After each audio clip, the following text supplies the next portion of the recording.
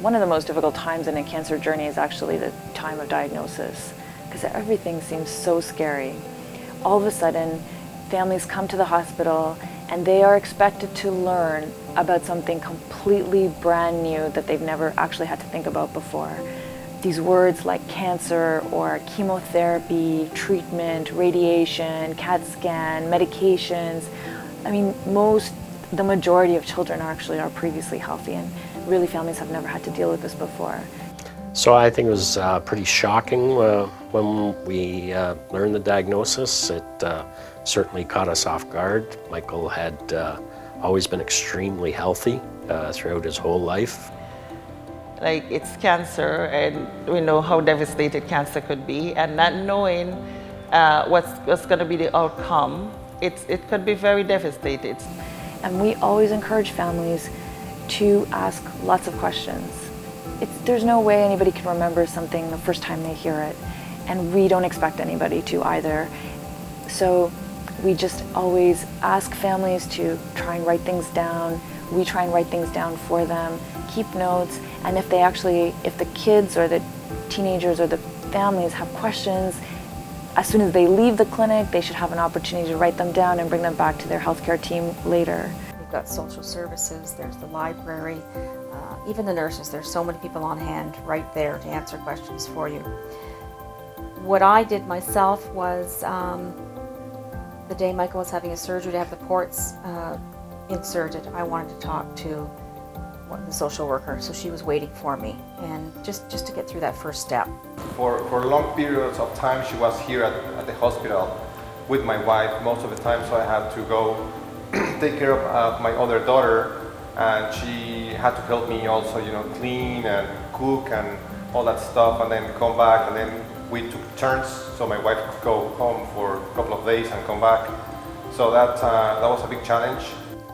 And the one thing they say at the hospital, first thing they'll tell you is, you can plan anything, but plan on canceling.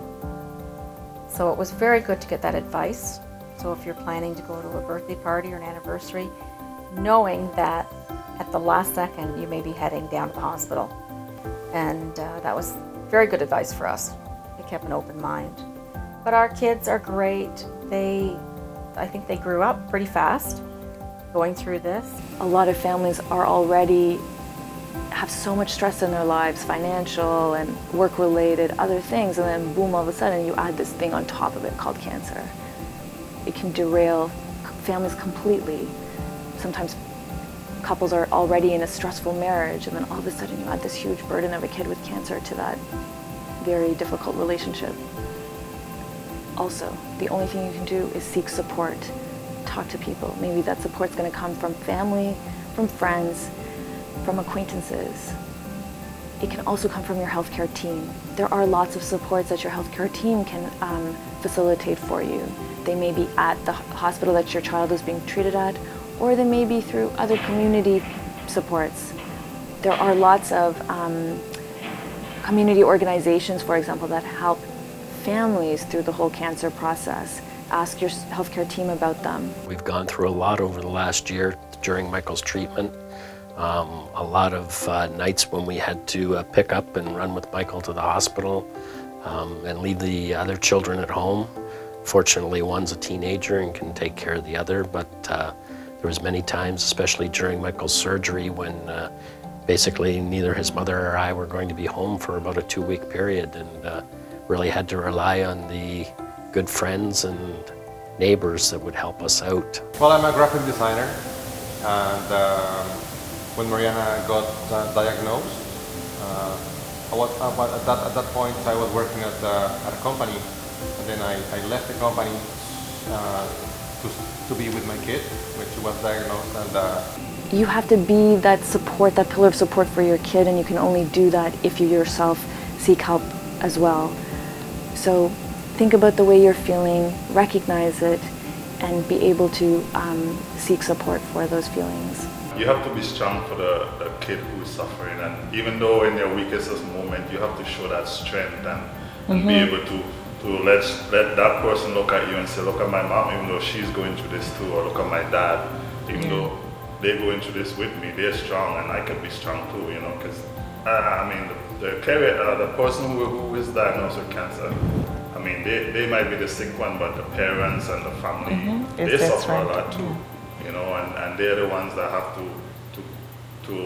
remain strong and show that, so that the kid can and look at them and say, well, if they're strong through this, I could be strong too, and together with the strength we both can get through anything we're going through. For sure you're gonna wanna cry, but remember the shower.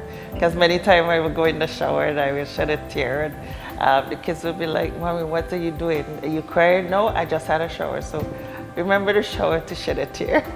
And never to make your children see you breaking down, no matter what's this wrong. I think good communication is probably the key to reducing the anxiety surrounding diagnosis. And so as long as, sometimes kids and teenagers have their own preconceived notions for what they've heard at the visit compared to their parents. So we would encourage communication between everybody involved, between the kids and their parents, between the kids and their siblings, and between the whole family and the healthcare team to try and actually minimize anxiety and fear and make the whole diagnosis and transition process easier.